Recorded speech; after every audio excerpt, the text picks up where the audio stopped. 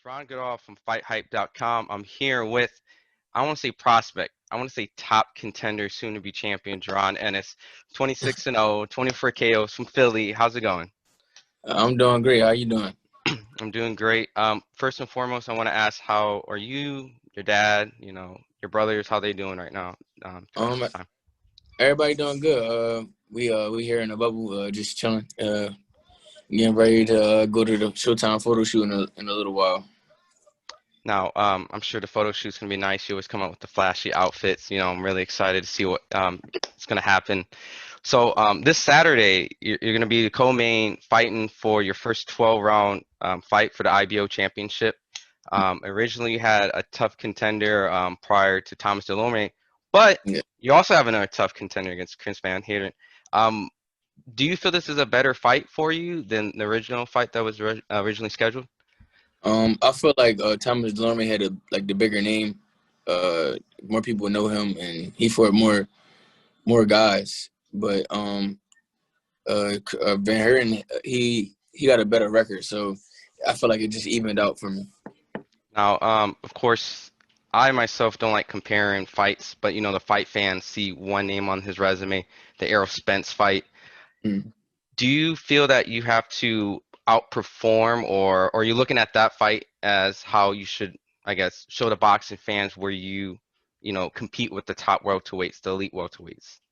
Um, no, I'm just going there and I'm not worrying about what he did or Spencer did to him or whatever. I'm going there and have my fun, do what I do, and I will be victorious and get the knockout and come home the IBO welterweight world champion.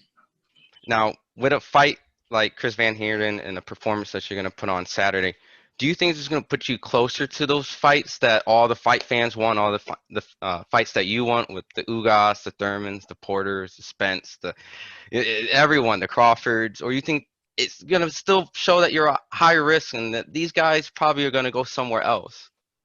I mean, I don't know. I feel like it's like 50-50 for me. I feel like after I make a big statement on Saturday, some probably going to try to shy away from me, and some might want to have a fight with me, and it's because they see I'm starting to be a big attraction, a big draw, and they see I'm up there, and I will have the IBO welterweight world title, so I feel like guys are gonna want to try to come fight for that. So Do you feel like this fight was made because of the reward? Because I know your last two fights this year, you probably had over 50 fighters that probably said, "No, I'm good."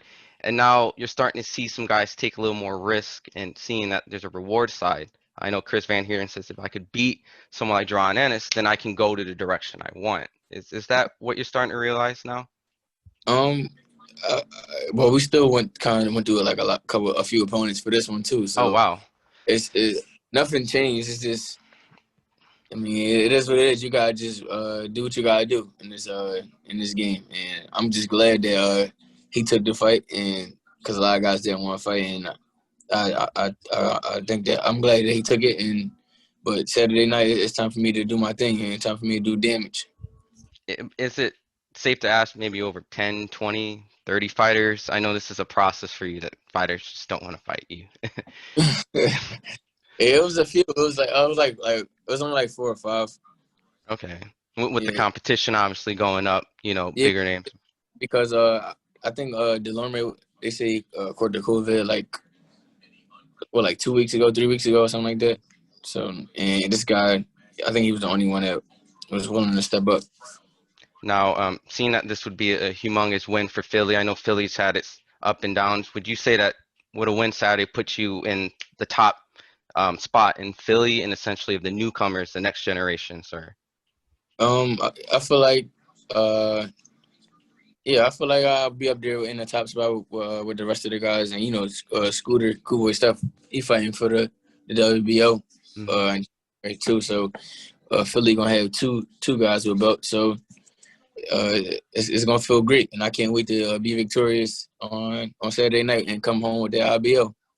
And just a couple last questions in regards to a couple fights that went by.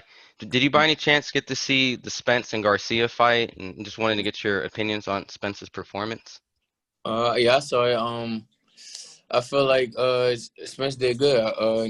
he was off for what, like 14, 15 months, and he was in a car accident. I feel like he did good, and he did a good job, and I feel like he'll be better his next fight. And yeah, And then a couple weeks ago, Crawford fought Brooke in I think Vegas. Did you have an opinion or on Crawford's performance as well? I actually missed that fight. I was Okay. I fell asleep. I didn't get to see it, but I seen like a little highlight or something like that. I think he caught him with a jab. Hmm. And the reason why I asked, and a lot of people don't know, is that you actually love Southpaws. Like you're fighting the Southpaw Saturday. All the Yeah, top guys, Pacquiao, Spence, Crawford, they're all yeah, Southpaws. That's yeah. something you like. So I just have to ask. Is that true? I love fighting southpaws. And all my camps that I have, I always keep a southpaw in my camp. I don't know why. I just keep southpaws in my camp, and luckily I did keep a southpaw in my camp because I wound up fighting a southpaw. But I don't have no problems with southpaws. I love fighting southpaws, and I can't wait on Saturday night. And, One thing that I know that southpaws don't like fighting other southpaws, so mhm. it's weird to them. So I don't know. That's probably why I like it because I know I can switch, and then yeah, I know that me being on softball side is gonna give him a problem. So And then I wanted to help clear up this rumor. I know it wasn't true, but there was reports a long time ago about how they were saying like you didn't want a Maurice Hooker fight or you avoided this whole DAZN thing. That I just wanted to clear the air out and just that you just kind of say that that wasn't true or yeah, it wasn't true. I think they were just trying to hype back up Hooker or whatever. I know he just came off a loss or something like that. So I guess he was trying to make his name pop on or whatever. But that it didn't get nowhere. Nobody, people. A lot of people was like they lying, and they already knew. Like I would take that fight in a heartbeat. And then of course, I have to ask about this playlist on AudioMac that you kind of threw out a couple of days ago. I saw Yeah. some King Von. What was on it, or a little taste of the music that you thought? It was Lil Baby, King Vine, my cousin Nilo, Your just Lil. cousin's on your cousin's Yeah, on that playlist? Okay. yeah, it's two songs on there. It's Shining and GoPro, and Lil Durk is on there, and that's like some of the music that I just listen to when I be running or when I'm in the gym. That's all I be listening to. And my final question, I won't take too much of your time. He calls you your big bro. He's going to be on the undercard. I talked to I would say a good friend, Brandon Lee, pretty often Oh recently. yeah, that's my boy. What is Yeah. what is the relationships and then for the fight fans who don't really know him yet, but probably should know him? What would you want to say about Brandon Lee and what's your relationship with him? Uh, that's my brother, man. He definitely coming up at the 140 weight pound division, and he gonna be a problem. Uh, they better watch out. And I feel like he's just getting better and better each and every time he fight, and he a dope fighter, and he gonna be definitely world champion at 140.